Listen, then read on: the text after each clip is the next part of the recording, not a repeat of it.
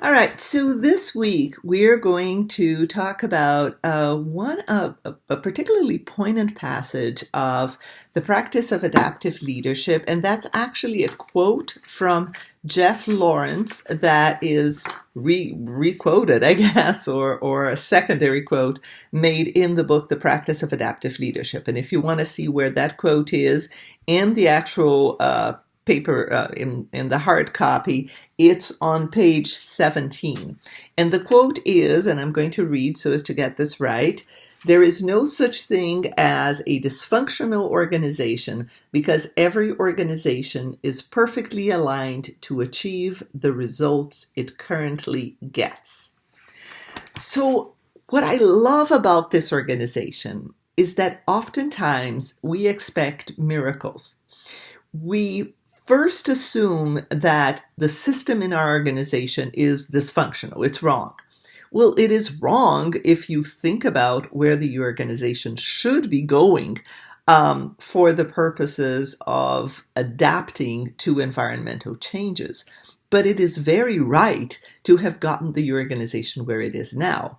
In other words, whatever systems you have in place, whatever institutions, whatever practices, whatever values, like the real values, not the ones that we put on the wall, those are there for a reason. They are there to maintain the status quo. And the status quo has benefited a lot of people who are in power right now in the organization. The status quo is there to maintain what is.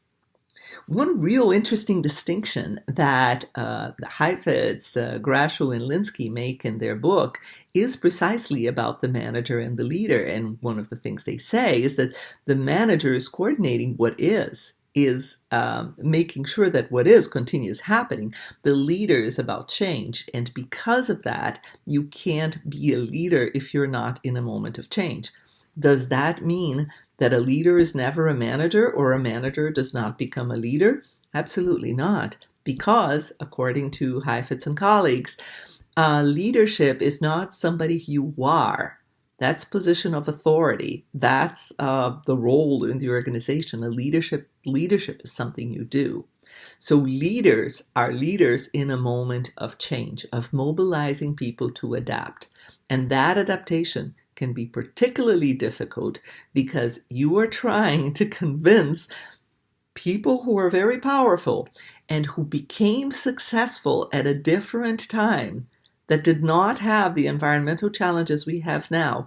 We're trying to convince them to change that which made them successful. So here's my question for you this week. Do you see in your organization, or have you seen in other organizations that you worked with or observed or seen or in any way had contact with, have you seen this phenomenon at play in which something that seems dysfunctional is actually there to keep something in place?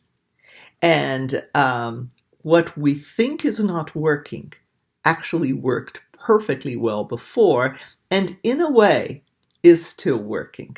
In other words, how can you apply this powerful quote, "There is no such thing as a dysfunctional organization," to your own situation? I'm looking forward to seeing your answers, and please start commenting, because otherwise I feel like I'm talking to myself. I'd love to see you guys learn class, talk more, and start sharing your experiences and your ideas. All right.